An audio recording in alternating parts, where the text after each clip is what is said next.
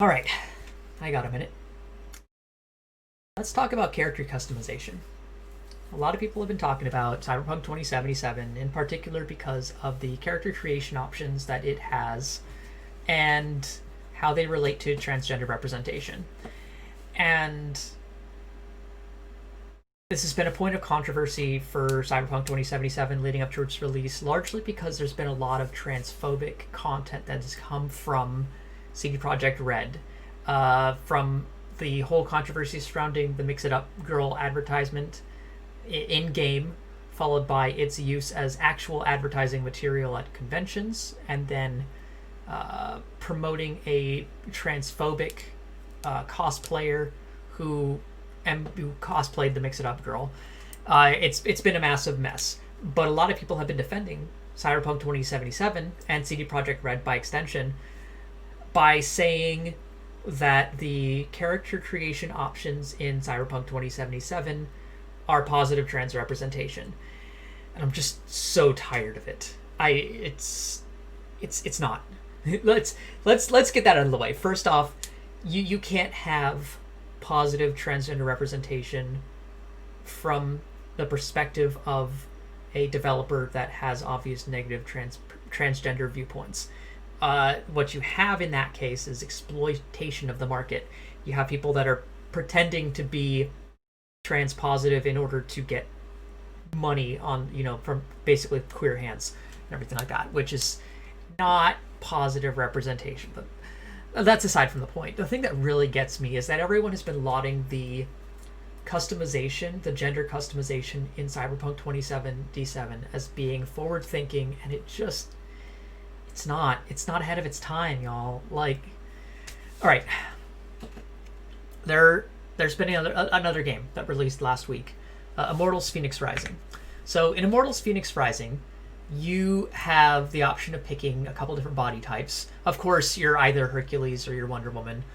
You don't get to be. This isn't the body positive game. Let's just get that out of the way. Regardless of what body you pick for your character, you can put a beard on. You can have a male or female coded voice. And then that's just your character. You can whatever body type you choose has no bearing on the voice that you choose or the facial hair or other type of hair customizations that you choose. You can totally mix and match. And using this bench in the Hall of the Gods, which you get to access basically as soon as you finish the prologue, you can change these options up at any time. What's the difference between this game and Cyberpunk 2077? Well, first off, this game doesn't market itself based on its access to gender customization. This is just sort of an afterthought feature. You, as the protagonist, can be male or female coded, whether in body or voice. Of course, I believe your pronouns are tied to your body, so it's not perfect in that regard. The main point that I'm getting at is that's not better or worse than Cyberpunk 2077. The only difference is that Cyberpunk 2077 ties your voice to your gender. So if you have a male-coded voice, you have a male pronouns, and female voice, female pronouns, which is even less sensible because it basically means that your gender, you're essentializing your gender to the tone of voice that you have, which is all sorts of messed up. And that's not it. The Cyberpunk 2077 has been basically putting out a lot of media promoting itself as being trans positive in its representation about all the gender customization, and it's no different from another game that's released in the last month that is kind of the same, I guess. The other difference is that, and this is where Cyberpunk 2077 is more customizable and probably not in the right way. Cyberpunk 2077, and this is one of the things that's been sort of heralded as positive representation, or, gender fluid representation, is the amount of customization that they put into the genitals. But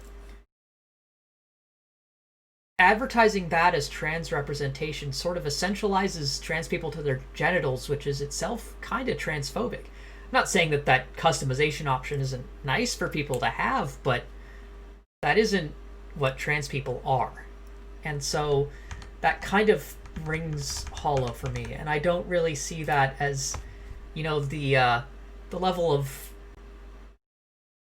customization, of gender positive customization that other people see. I guess it doesn't strike me as right to think of Cyberpunk 2077 or other games that essentialize sex to genitals or gender to genitals as being positive representation.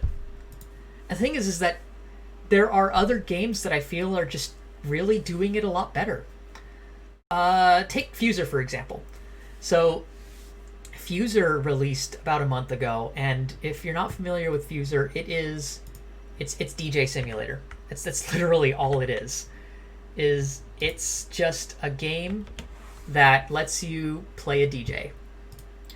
And it has a number of body customization options. You can choose from one of 8 body types. And yeah, there's not like a whole lot of diversity in the body types. You can be sort of twinkish, buff. You can be a little heavy set. Basically there's like 4-ish body types for male coded and female coded, and they're all just sort of thrown together. They're not called female body 1, male body 1, female body 2, female body 3, and so on and so forth. It's just bodies 1 through 8, which is great. That's neutral coding for bodies, because this might not be a woman's body or a man's body. This might not be a woman's body. This could be, a masked gender fluid person's body, or a masculine or non-binary person's body, or a trans man's body who just happened to look like that. That happens. So that's sort of, it's cool that they decided to sort of number these bodies, even though they could have just had the silhouettes, which the silhouettes are a good representation as well. And they chose to number them instead of code them. And then, of course, you can choose different faces, bodies not tied to face, different heights, glasses, visors, so on and so forth, eyes, and so on. You get the picture. The other part about Fuser that I wanted to talk about, and this is smart design, and the reason that I wanted to bring it up is that in Fuser, you don't have pronouns. You don't. Well, you don't have third person pronouns, at least. Everyone refers to you in the second person, so you're just you. And when you're you can hyperimpose or superimpose any pronouns that you want. He, she, they, zir, fey, fear, any sorts of neopronouns, whatever, because it leaves it blank for you to fill in those blanks. And that is what I consider smart gender positive design, because it's something that didn't require, coding for several different, pronouns or, any of that sort. They didn't have to, rewrite voice lines or anything like that in order to match, the possible gender representations. They just call you you. You can be whoever you are. And that's fantastic. And I wish more games were like this. This is, I think it's common sense gender positive representation. It's what it is. Like, your body is just whatever you want your body to be, and you are whoever you want to be. And you don't need to make a big deal about it, because you don't need to do a lot of extra work in order to give everyone the options that they want. Those options are great. We love them. But you can be simple about it and still represent the trans community, the non-binary community, genderqueer communities. This is another example. And this is one that I'm really surprised that Immortals and Cyberpunk were incapable of thinking about. This is from Pyre, 2017. And this is the most straightforward that it could possibly get.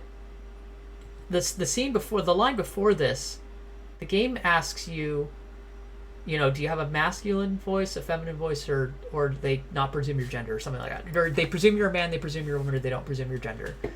And that just determines your pronouns. You're either he, she, or they. And you can just choose them whenever you want. And then once you select that options, they use those pronouns for the rest of the game. That's it. It's really that simple. They just had one dialogue option where you chose your gender, and then that gender was just used through the rest of the game. This is a game about space basketball. I repeat, this is a game about space basketball. And they can include gender options outside of the binary. Why can your AAA game that heralds itself as a forward-thinking, transpositive, customizable character creative game not? Just something to think about for the talk.